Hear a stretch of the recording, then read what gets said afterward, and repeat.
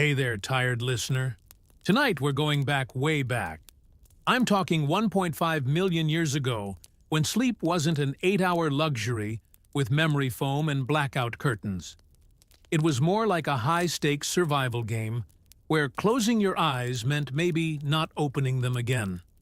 And fire? Fire was brand new. Imagine that. Your ancestors just figured out how to control flames, and suddenly, everything changed. The dark wasn't as scary. The cold wasn't as brutal. But guess what? Sleep got way more complicated. Because when you light a fire, you're not just keeping warm. You're announcing your location to every predator within smelling distance. You're creating shadows that dance like demons on cave walls. You're dealing with smoke that makes your eyes water and your lungs burn. And you're stuck in this weird middle ground where you're safer than you've ever been, but also more exposed than ever before. Spoiler alert, your ancestors didn't sleep well. So get comfortable, turn off the lights, sink into that pillow, and before sleep drags you under, hit that like button, subscribe to the channel, and drop a comment telling me where you're listening from and what ungodly hour it is. Always nice to know there's more people out here awake when they shouldn't be. Now let's go back to when fire was the cutting-edge technology and sleep was basically a death wish with occasional rest. You wake up because you're cold. Not the kind of cold where you pull the blanket higher. This is the cold that gets into your bones and makes them ache. The cold that makes your joints stiff before you even stand. The cold that tells you, very clearly, that staying still too long is how you die. You're lying on the ground. Not a bed. Not even a pile of leaves arranged with any thought. Just dirt. Maybe some grass if you're lucky. And the hard, unforgiving surface of wherever you collapsed the night before. Your body hurts. Everything hurts. Your back, your neck, your hips all protesting the night you just barely survived. The sky is still dark, but there's a sliver of gray on the horizon that means morning is coming. You can hear the sounds of the savannah waking up. Birds calling, something large moving through the brush nearby. The wind picking up and carrying with it the smell of grass and dirt and something dead. Somewhere, not too far away. You sit up slowly. Too fast, and you might pull something. And out here, an injury is a death sentence. Around you, the others in your group are starting to stir. There are maybe a dozen of you, maybe fewer. You lost track. Some died. Some wandered off. Some just didn't wake up one morning. The fire from last night is barely embers now. Someone needs to feed it. Get it going again before it dies completely. Because once it's out, you're back to the dark, the cold, the terror of every night before fire. Fire is new, so new that half your group still doesn't trust it. They remember when lightning struck a tree and the whole savannah burned. They remember animals running, screaming, dying in the flames. Fire was a destroyer, a force of nature that took everything in its path. But then someone, maybe it was your grandfather, maybe someone before him, realized you could control it. You could keep it small, feed it slowly, make it work for you instead of against you. And once that happened, everything changed. You crawl toward the embers. Your hands are stiff, fingers barely working in the cold. You blow on the coals, add some dried grass, a few small twigs. The grass catches, smolders, then flames. You add more, bigger pieces, and the fire comes back to life. The warmth hits your face, and it's the best thing you've felt in hours. You lean in, closer than you probably should, because the cold is still in your bones, and the fire is the only thing that can chase it out. But fire comes with a cost. The smoke stings your eyes, makes them water. It gets in your lungs, makes you cough. And the light is both a blessing and a curse. It keeps the predators at bay, but it also tells them exactly where you are. You look around at your group. They're waking up too, drawn to the fire like moths. Everyone huddles close, soaking in the heat, rubbing their hands together, trying to get the blood flowing again. No one talks much. There's not a lot to say. Today will be like yesterday, foraging, hunting, trying not to die. But first, you need to warm up. Because the cold is the first enemy of the day, and fire is the only weapon you have against it. Your stomach is empty. It's always empty. You ate yesterday, but not much. A handful of berries, some roots you dug up, a piece of meat from a scavenged carcass that was already starting to turn. It was enough to keep you alive, but not enough to make you full. Hunger is normal. It's the baseline. You don't remember the last time you ate until you were satisfied. That's not how life works out here. Someone in the group makes a sound, a grunt that means, let's go. You stand, grab your stick. It's not much, just a branch you found and sharpened against a rock, but it's better than nothing. Some of the others have rocks, crude hand axes that can crack bones and skulls if you're lucky. You head out in a loose group, scanning the landscape for anything edible.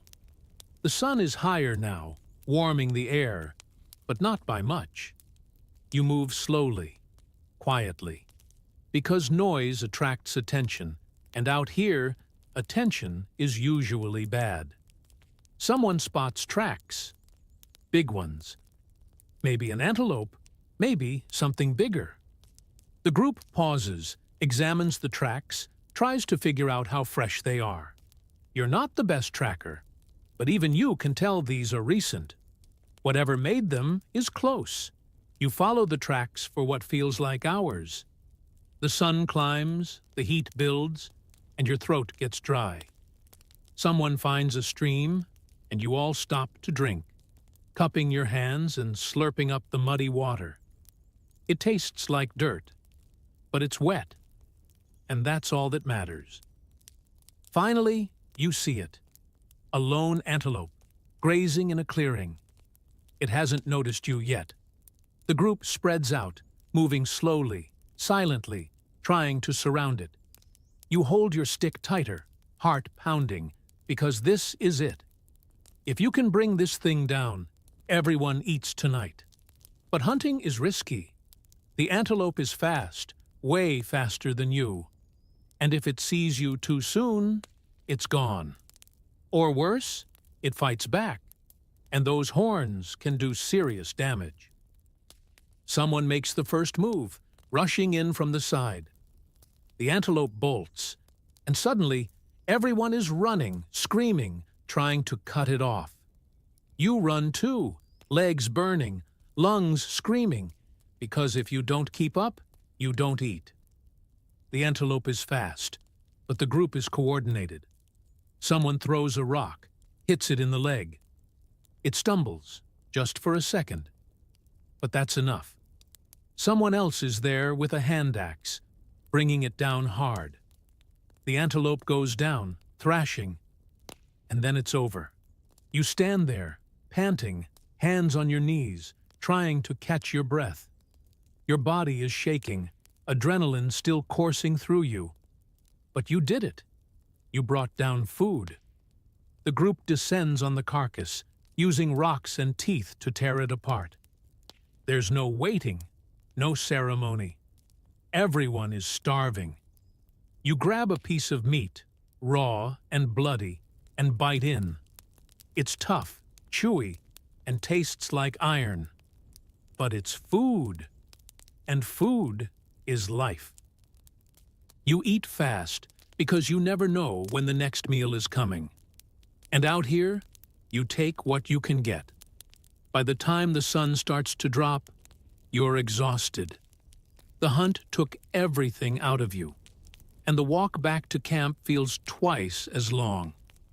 Your legs are heavy, your feet hurt, and every step is a reminder that your body is breaking down faster than it can heal. The group heads toward the cave.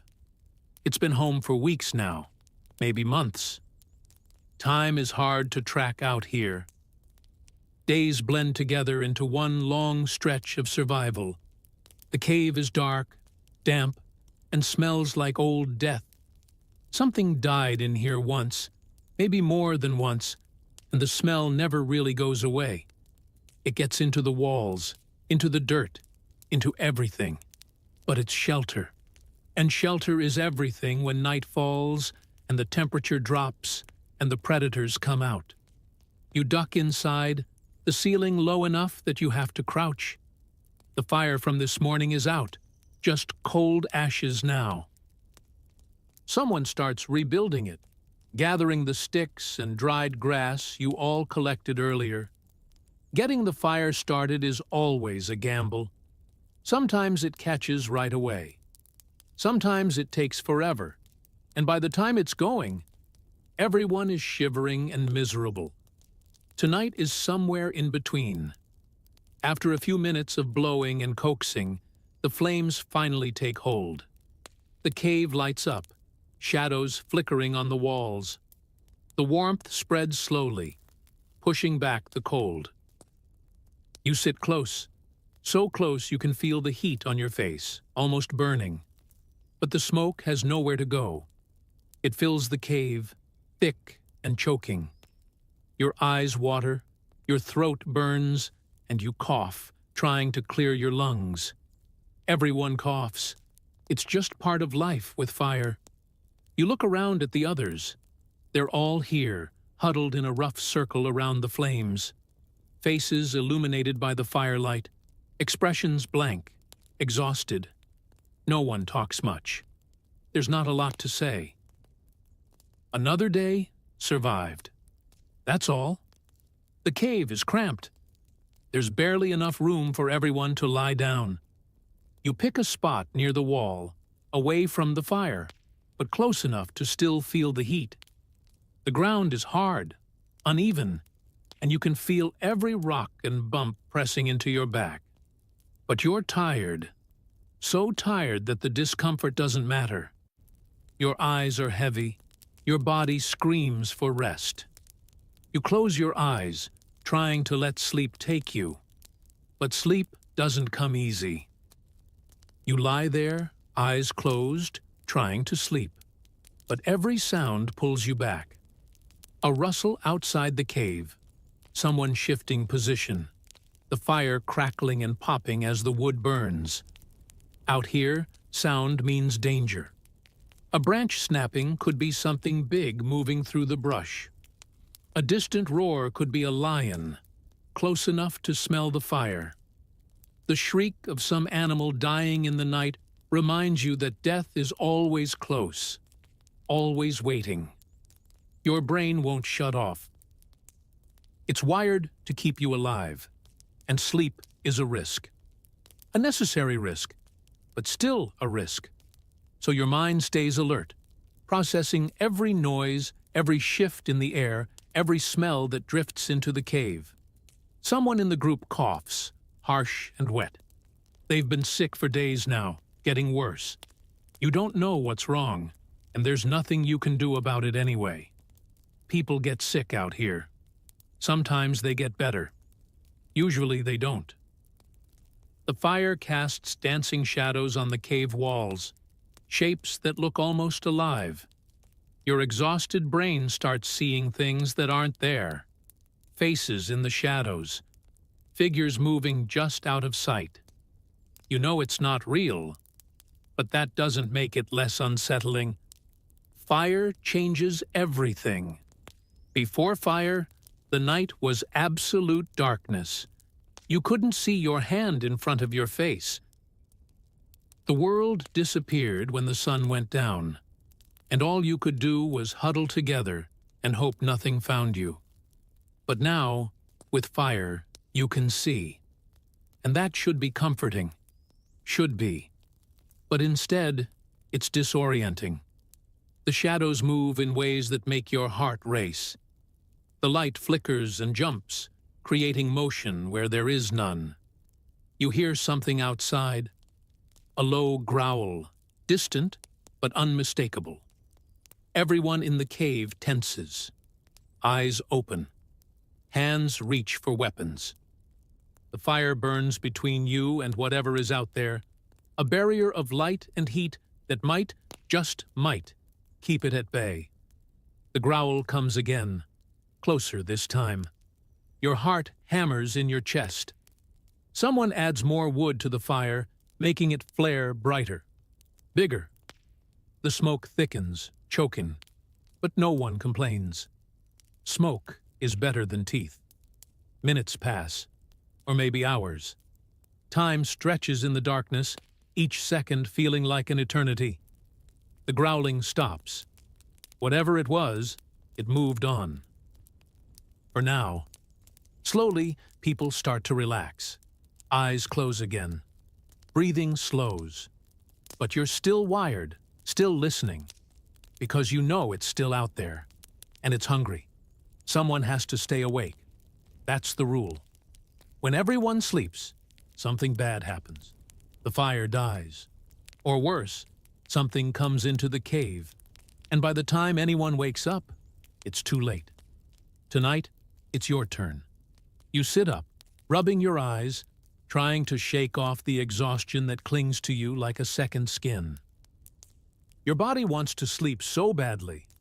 Every muscle aches, every joint protests. But you have a job to do. You're the firekeeper tonight. That means staying awake, feeding the fire, keeping it alive. It's not hard work exactly, just tedious, monotonous. And when you're this tired, monotonous is torture. You add a stick to the flames, watch it catch, then settle back against the cave wall. The stone is cold against your back, hard and unforgiving. You shift, trying to find a comfortable position, but there isn't one. Comfort is not something this world offers. The fire crackles and pops, throwing sparks that die before they hit the ground. The smoke drifts toward the ceiling, gathering in a thick cloud that makes the air heavy and hard to breathe. Your eyes water, and you wipe them with the back of your hand, smearing dirt across your face. Around you, the others sleep. Or at least, they try to. Some snore, loud and rhythmic. Others twitch and mutter, caught in dreams you can't imagine. One person cries out, then goes silent. Nightmares are common out here. Sleep is never peaceful. You look at the fire, mesmerized by the flames. There's something hypnotic about it, the way it moves, the way it consumes everything it touches. Fire is alive in a way nothing else is. It breathes, it grows, it dies if you don't feed it. Your ancestors feared fire, and for good reason. Fire destroys.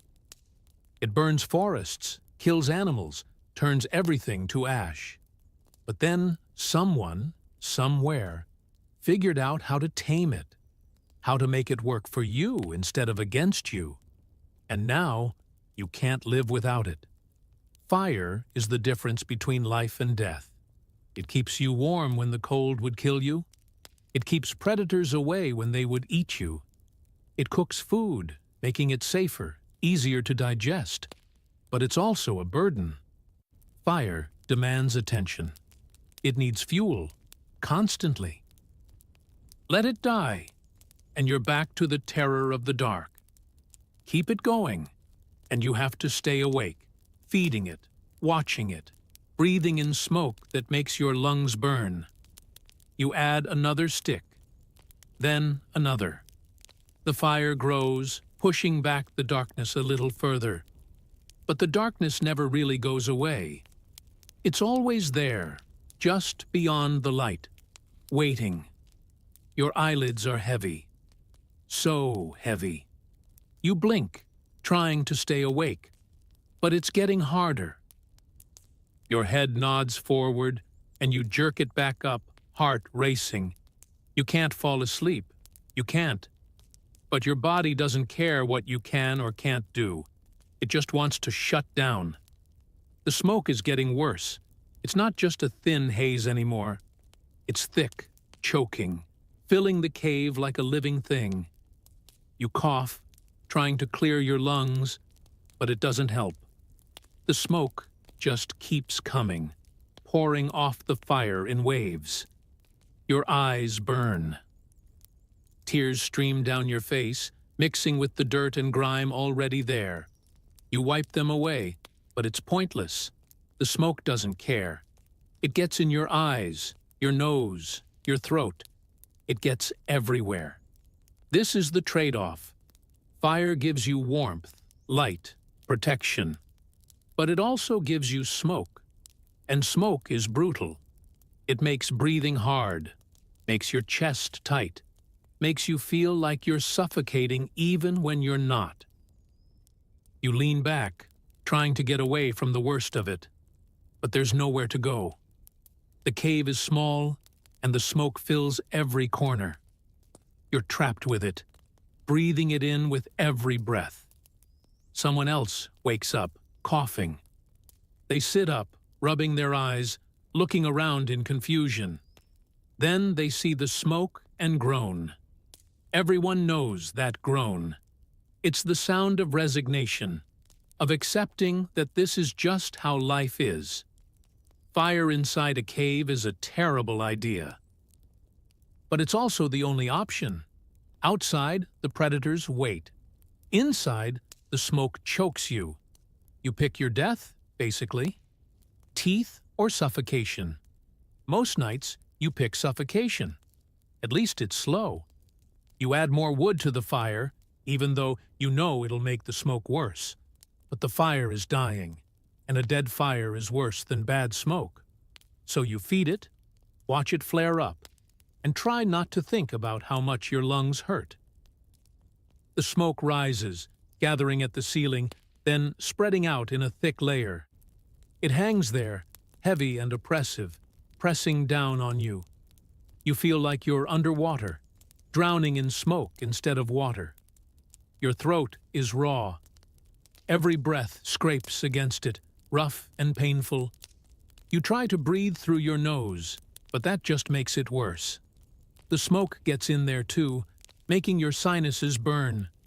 This is what fire costs: warmth and safety in exchange for pain and discomfort. And out here, that's a trade you make every single time. Because the alternative is worse. The fire does something strange tonight. The flames flicker and dance in patterns that almost look deliberate, almost look like something is moving inside them. You stare, transfixed. Your tired brain tries to make sense of what you're seeing. Is that a face? A figure? Something reaching out from the flames? This is how gods are born. In moments like this, when exhaustion and fear and awe all mix together, when fire stops being just fire and becomes something more, something alive, something watching you. Your people don't have a word for God yet. Language is still simple, mostly grunts and gestures and sounds that mean basic things. Food, danger, stay, go. But even without words, you understand that fire is special. Fire came from the sky. Lightning struck a tree, and flames consumed it. That's how it started. The sky sent fire down, and fire destroyed everything it touched. But then you learned to control it. You learned to keep it small, to feed it, to make it do what you wanted. And that felt like stealing from the sky, like taking something that didn't belong to you. Maybe that's why bad things happen. Someone gets sick. Someone gets hurt. A hunt goes wrong.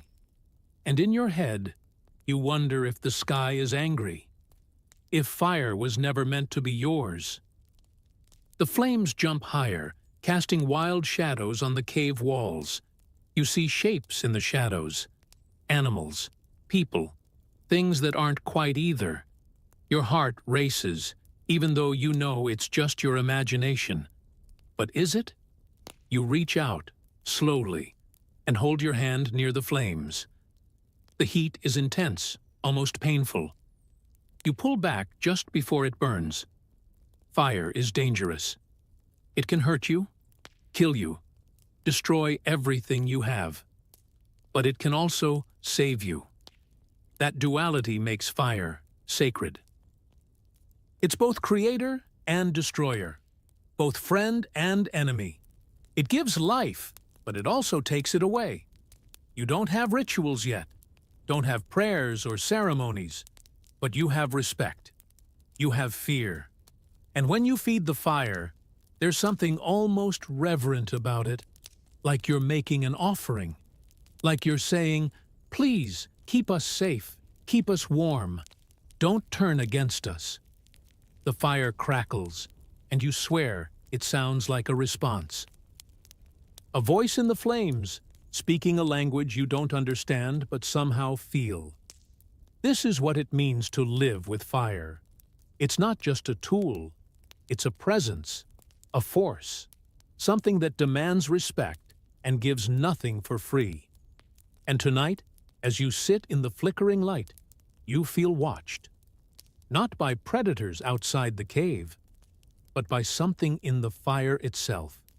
Something that might be benevolent, or might not be. There are children in the group. 3 of them, ranging from maybe 4 years old to barely walking. They were born after fire became normal. They don't remember what it was like before. You watch them sleep, curled up together near the fire, closer than anyone else dares to get. They trust the fire completely. To them, it's not a miracle or a mystery. It's just there. Always has been. Always will be. You remember the dark. You remember nights huddled together with no light, no warmth, just fear and cold and the knowledge that anything could be out there. You remember people disappearing in the night. One moment they were there, the next they were gone, dragged off by something you never saw. Those memories live in your bones. They make you cautious, paranoid, hyper-aware of every sound and shadow. Sleep is hard because the dark taught you that closing your eyes is dangerous. But the children don't have those memories. They sleep easily, deeply, without the constant vigilance that keeps you awake. They don't startle at every noise. Don't wake up in a panic, heart racing, certain something is about to kill them. In a way, you envy them.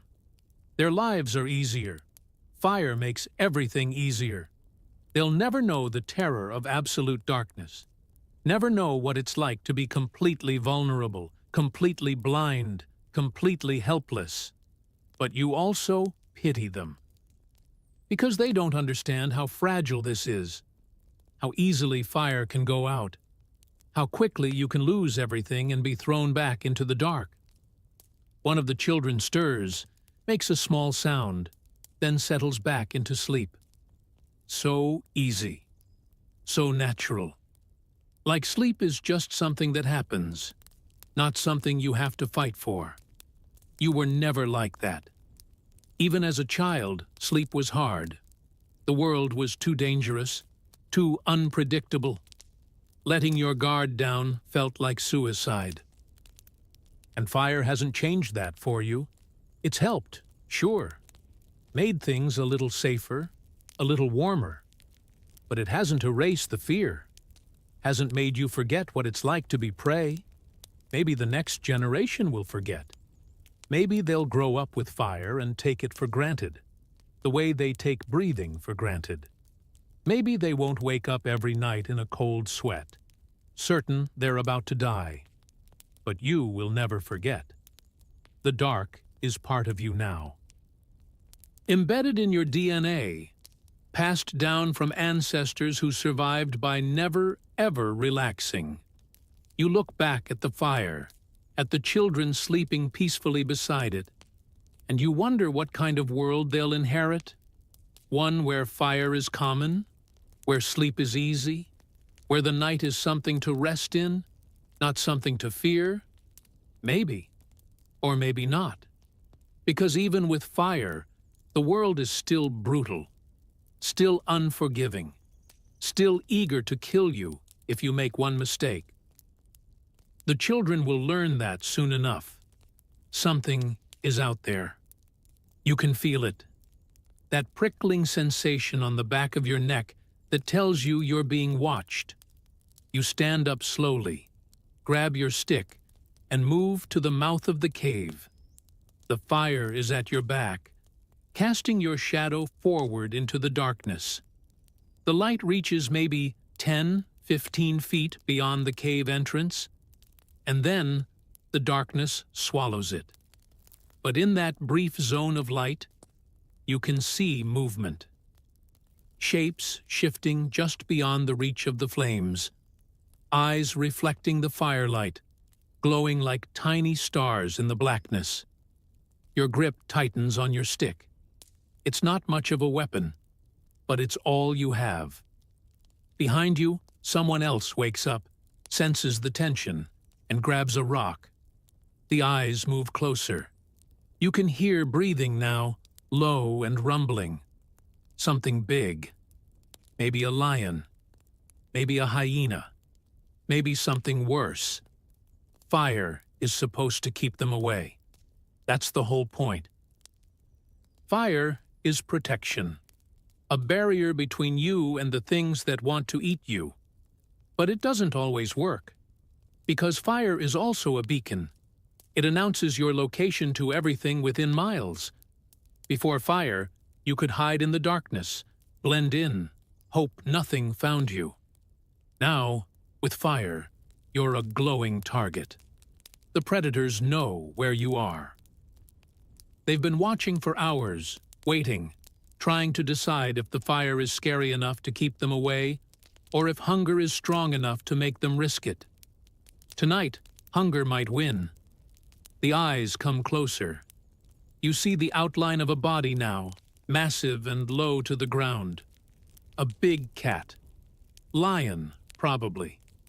Its muscles ripple under its fur as it moves, slow and deliberate. Someone behind you feeds the fire, making it flare brighter. The lion stops, hisses, eyes narrowing. But it doesn't retreat. It's testing you, figuring out if you're worth the risk. You yell. A loud, harsh sound that echoes off the cave walls. Others join in, shouting, banging rocks together, trying to make as much noise as possible. Noise and fire. That's your defense. Make yourself seem bigger, scarier, more trouble than you're worth. The lion watches, unimpressed. It's seen prey before. It knows fear when it sees it. But then the fire flares again, and a spark lands near the lion's feet. It jumps back, startled, and that moment of hesitation is all you need. You step forward, waving your stick, yelling louder. The others do the same, creating a wall of noise and motion. Finally, the lion backs off. Slowly, reluctantly, it retreats into the darkness. But you know it's still out there, still watching, still hungry. You stand at the cave mouth for a long time, heart pounding, adrenaline coursing through your veins. Every shadow looks like a threat.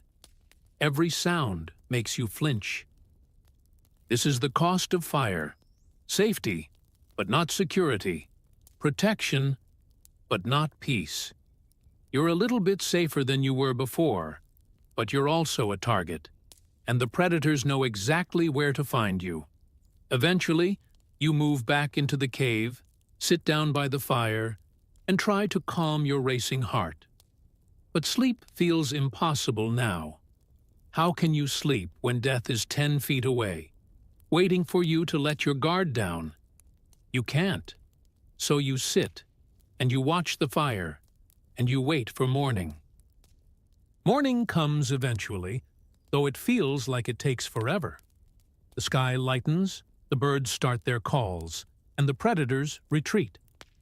Daylight is safer. Not safe, but safer. You're exhausted. You didn't sleep at all. Your eyes burn, your body aches, and your stomach is a hollow pit of hunger. Everyone is hungry. That's just normal. You ate yesterday, but not enough. You never eat enough. Food is scarce, and when you find it, there's never as much as you need. Someone suggests going back to where you killed the antelope yesterday. Maybe there's something left. Bones to crack for marrow. Scraps the scavengers haven't found yet. You head out, moving slowly because you're so tired you can barely walk. The landscape looks the same as always. Grassland stretching forever, dotted with trees and rocks, and the occasional water hole. When you reach the kill site, there's almost nothing left. Hyenas got here first, then vultures. The carcass is picked clean, just bones and scraps of hide. But bones are good. Bones have marrow. Someone finds a rock and starts smashing a leg bone. It takes a while, but eventually it cracks open, revealing the marrow inside. It's fatty, rich, and you eat it quickly before someone else can take it. There's not much. A few mouthfuls, maybe. But it's something. It's calories, and calories mean survival. You spend the rest of the morning foraging, digging up roots, picking berries, looking for insects. Anything edible goes in your mouth. A handful of ants, some grubs you find under a rock, a few seeds that taste bitter, but fill your stomach a little bit. This is what life is. Constant searching for food. Constant hunger. Constant awareness that if you don't find something to eat today, tomorrow will be even harder. Fire helps with food, though. You can cook now. Take tough, raw meat and turn it into something easier to chew, easier to digest. You can burn plant matter, making some things edible that weren't before. But fire also requires energy. You have to gather wood, keep the fire going, tend it constantly. And when you're already exhausted and starving, that extra work feels like too much. But you do it anyway. Because fire is survival. Fire is the difference between barely making it and not making it at all. By midday, you've found enough food to take the edge off the hunger. Not enough to feel full, but enough to keep going. That's all you need. Just enough to survive one more day. Your body is breaking down. You're maybe 25 years old, maybe 30. Out here, that's ancient. Most people don't make it this far. They die young, from hunger, or disease, or predators, or accidents.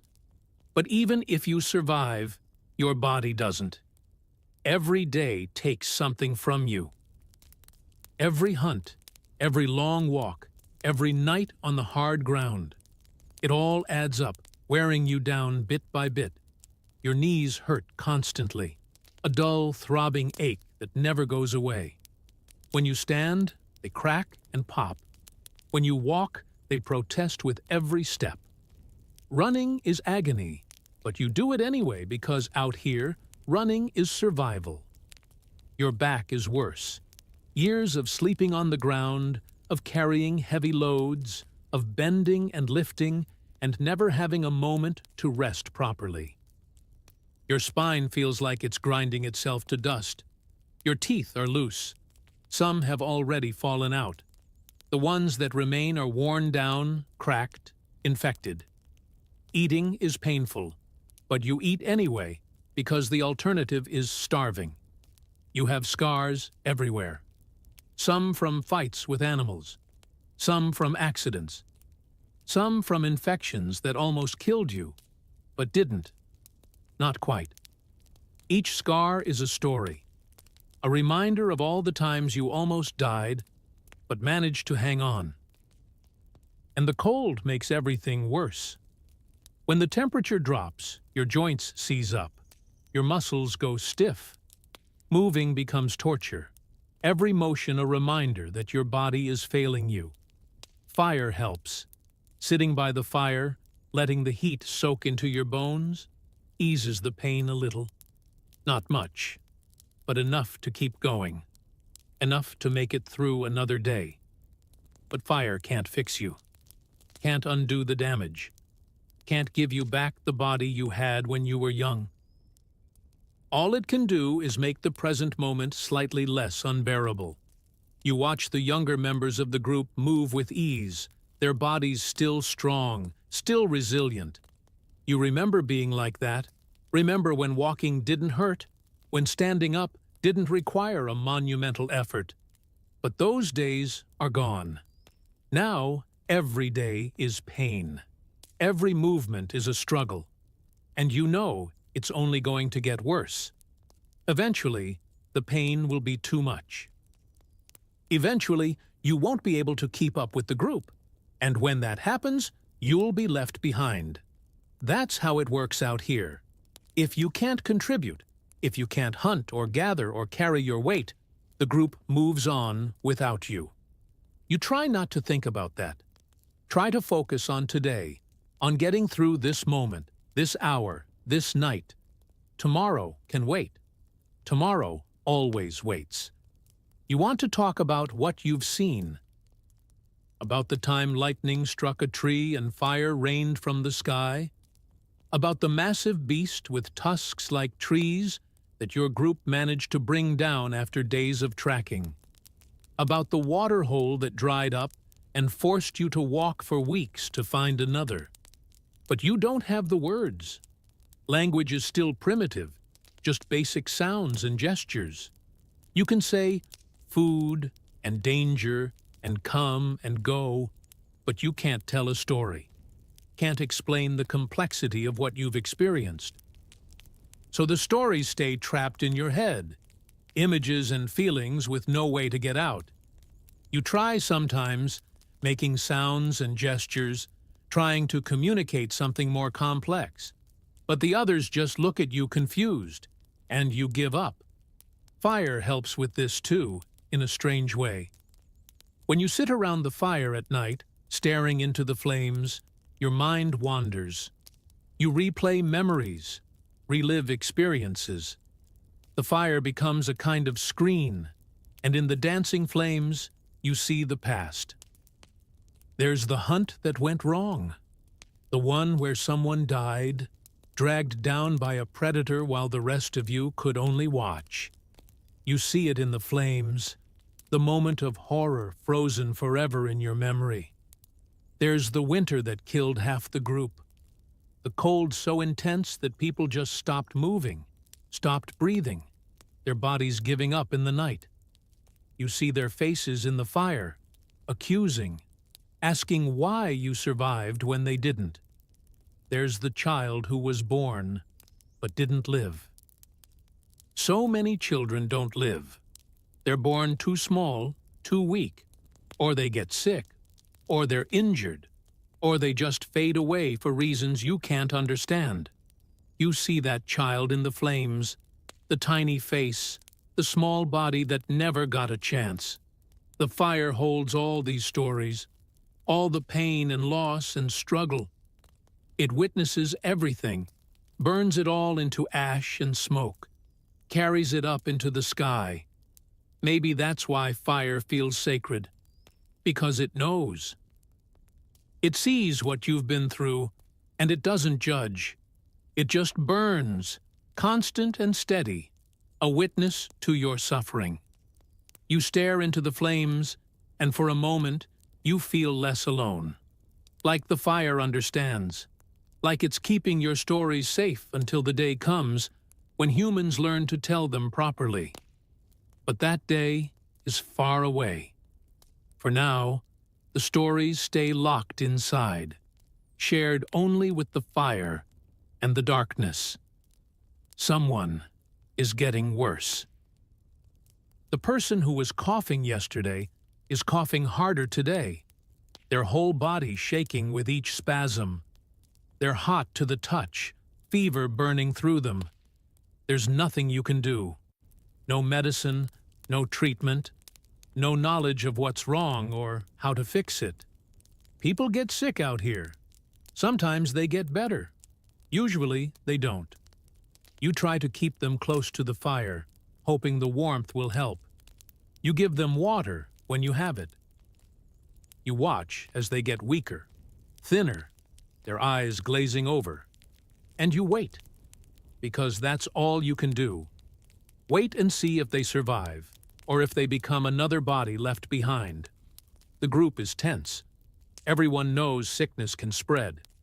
One person gets sick, then another, until half the group is dying and the other half is too weak to hunt or gather. It's happened before. Entire groups wiped out by something invisible, something that moves from person to person like a predator you can't see. Fire doesn't help with this. Fire can't burn away sickness, can't stop it from spreading. All fire can do is keep you warm while you die. The sick person coughs again, a wet, rattling sound that makes everyone flinch. They're not going to make it. You can see it in their eyes, in the way their body has given up fighting. By morning, they're gone. Just still, cold. Another casualty of a world that doesn't care if you live or die. The group doesn't mourn, not really. There's no time for that, no energy. You just accept it and move on. Someone drags the body outside the cave, far enough away that the smell won't bother you. Predators will find it, tear it apart, scatter the bones. In a few days, there will be no trace that this person ever existed. That's how death works out here. Quick, unceremonious, and then forgotten. Because remembering hurts, and you're already in enough pain. You sit by the fire, staring into the flames, and wonder how much longer you have. Days? Weeks? Years? There's no way to know. You just keep going until you can't anymore, and hope that when your time comes, it's quick. Thirst is as constant as hunger. Your mouth is always dry, your throat always scratchy. You drink when you find water, but it's never enough. Never clean, never safe, but you drink it anyway because the alternative is dying of thirst. The nearest water is a half-day's walk. A small stream that trickles down from the hills, muddy and full of who knows what. But it's water, and water is life. The group makes the trek every few days, carrying whatever containers you have.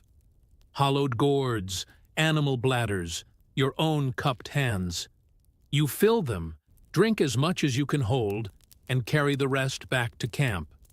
But water is heavy. And the walk is long. And by the time you get back, you've sweated out most of what you drank. So you're still thirsty, still desperate for more. Fire makes thirst worse. Sitting close to the flames, you sweat. The smoke dries out your mouth, makes your throat burn. You need more water, but there's never more water. Sometimes it rains. When it does, everyone rushes outside, mouths open, trying to catch as much as they can. It's cold, chaotic, and never lasts long enough. But for those few minutes, you can drink your fill. Rain also puts out the fire. And that's a problem, because once the fire is out, you have to start it again. And starting fire from scratch is hard. You've seen it done a few times. Someone takes 2 sticks, rubs them together fast and hard until smoke appears, then embers, then flames. It takes forever, requires strength and patience, and doesn't always work. So when it rains, someone covers the fire, with whatever they can find. Leaves, animal hides, their own body. Anything to keep it alive, because losing the fire means going back to the cold and the dark. But water is still more important than fire. You can survive a night without fire, shivering and terrified, but alive. You can't survive long without water. A few days, maybe. And then your body shuts down. So the group prioritizes water. Even when it means walking all day, even when it means risking predators at the water hole, even when it means drinking water that's probably making you sick. Because thirst is worse than fear. Thirst is immediate, urgent, undeniable. And when your throat is so dry it feels like it's cracking, when your lips are split and bleeding, when your tongue is thick and useless in your mouth, you'll do anything for water. Anything. It's dark again. The sun set hours ago, and now you're trapped in the cave with the fire and the smoke and the fear. Tonight feels longer than usual. Maybe it's because you're so tired. Maybe it's because the fear is stronger. Maybe it's just because time moves differently in the dark. You watch the fire, mesmerized by the flames. They flicker and dance, casting shadows that move like living things. Your eyes are heavy, burning from the smoke and exhaustion. You want to sleep so badly. Your body is screaming for it, every muscle aching, every joint protesting. But sleep won't come. Your brain won't let it. Too much danger. Too much fear. Too much awareness that closing your eyes could be the last thing you do. Someone shifts position, groaning in pain. Someone else coughs. A child whimpers, then goes quiet.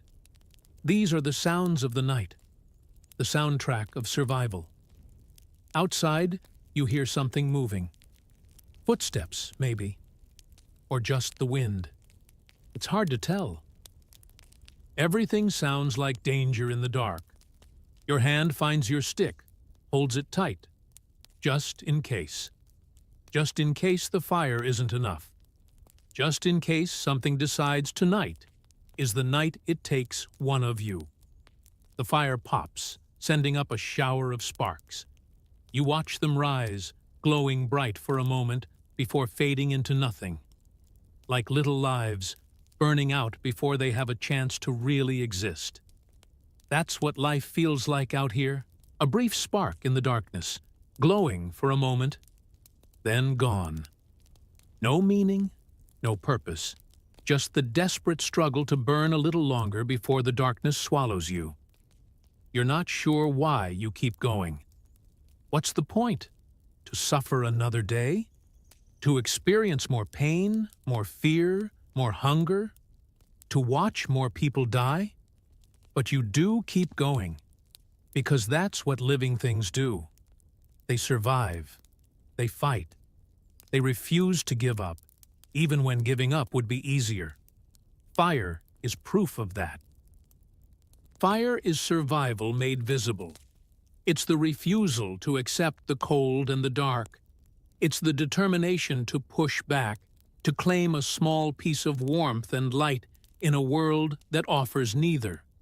You feed the fire another stick, watch it catch and burn. As long as the fire burns, you're still here, still fighting, still alive. And that has to be enough. You fall asleep without meaning to. One moment you're staring at the fire, the next you're somewhere else. Not awake, not quite asleep. Somewhere in between. You see things in this in-between place. The savanna at midday, the grass golden in the sun, a herd of animals, massive and slow, moving across the landscape like a river. You see fire falling from the sky, lightning strikes, and the world explodes in flames. Trees burn, animals run, and you run too. Heart pounding, lungs burning from smoke. You see faces, people you knew who aren't here anymore. Dead, lost, gone. They stare at you with empty eyes, mouths open like they're trying to speak, but no sound comes out. You see the predator from earlier, the lion that watched the cave. But in this dream, it's not outside. It's inside, moving through the group, silent and deadly. You try to scream, try to warn everyone, but you can't move, can't speak. And then you're falling through darkness, through cold, through nothing. You fall forever, the darkness swallowing you whole. You wake up gasping, heart racing, sweat pouring down your face. The fire is still burning. The group is still here. It was just a dream. But dreams feel real out here.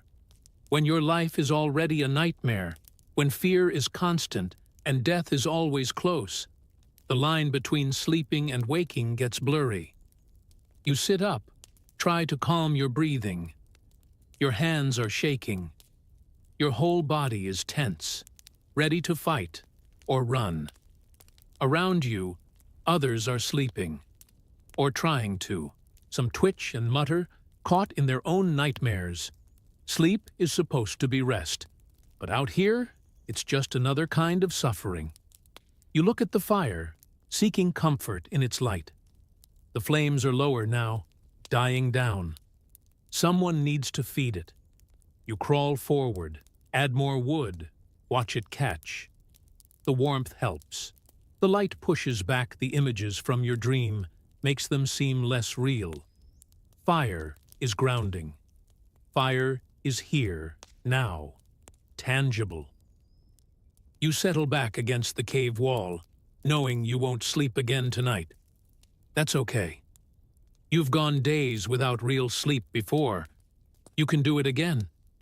You just watch the fire and wait for morning. Someone gets hurt during the hunt. Not a small injury. A bad one. They were chasing prey, moving fast, and didn't see the hole in the ground. Their foot went in, their ankle twisted, and the sound of it breaking echoed across the savannah. They're screaming now, clutching their leg, face twisted in agony. Everyone gathers around, looking at the ankle. It's bent at an angle that's not natural, swelling already, the skin turning dark. This is bad. A broken bone out here is basically a death sentence. You can't hunt with a broken ankle, can't gather, can't run from predators, can't even walk properly.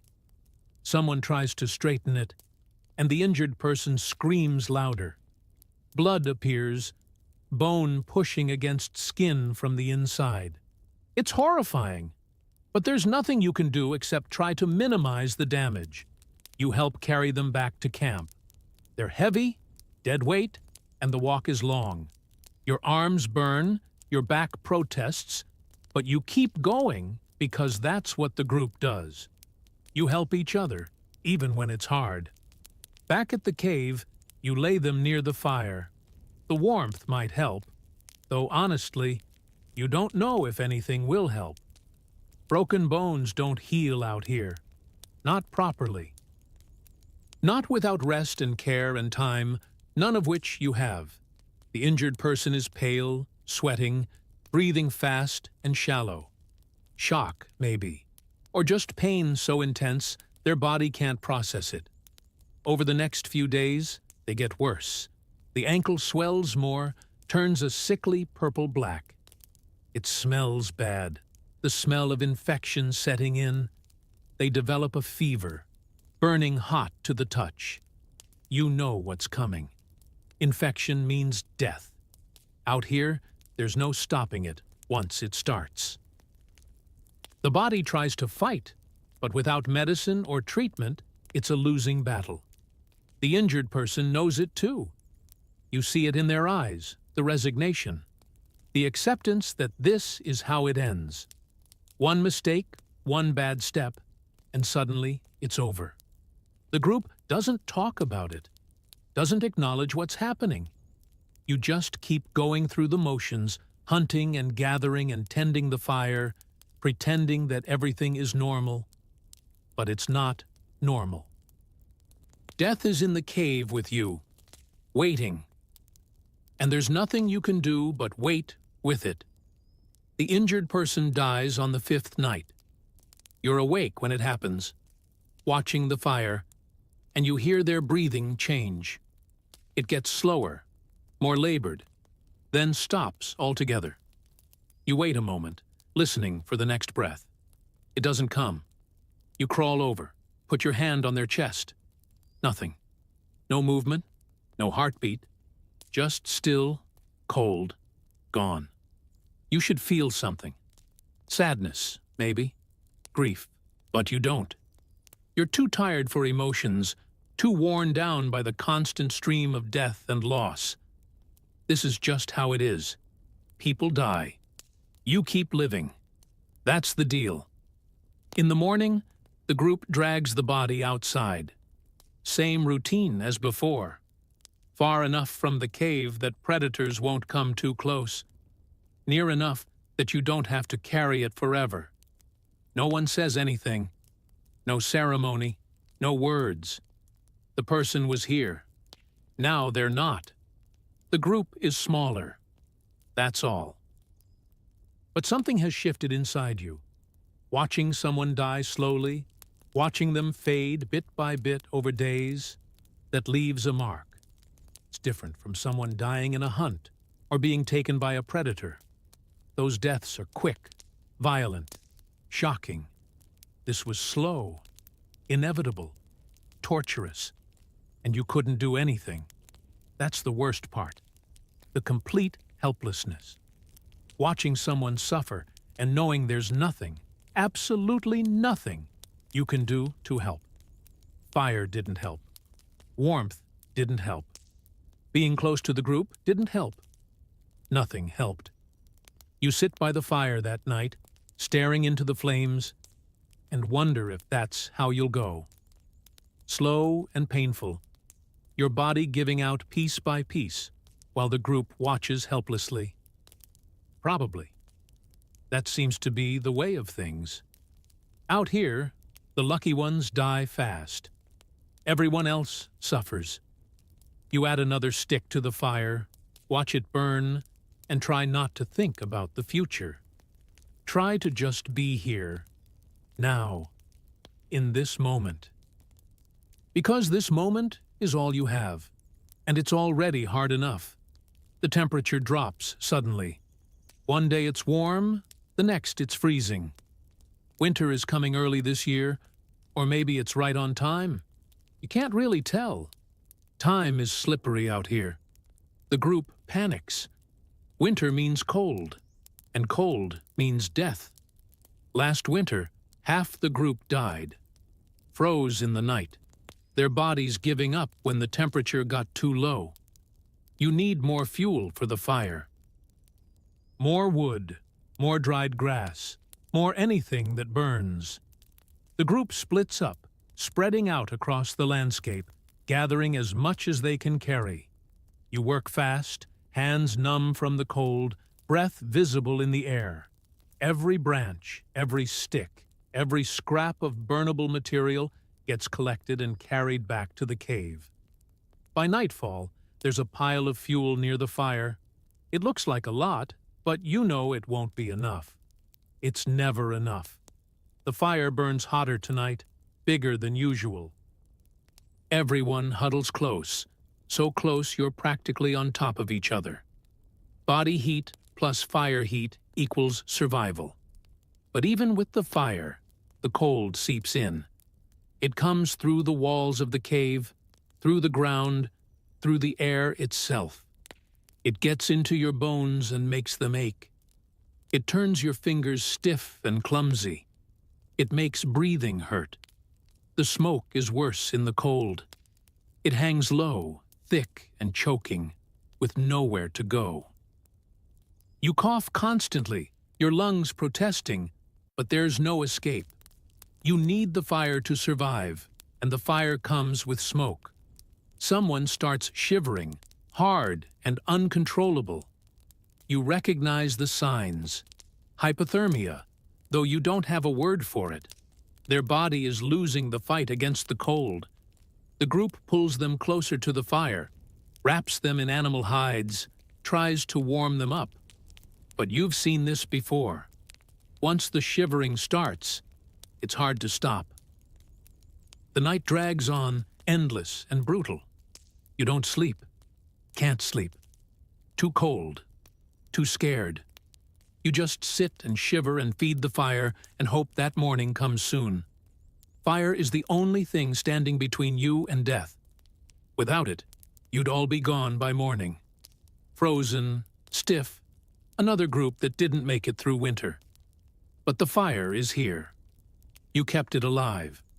And as long as it burns, you have a chance.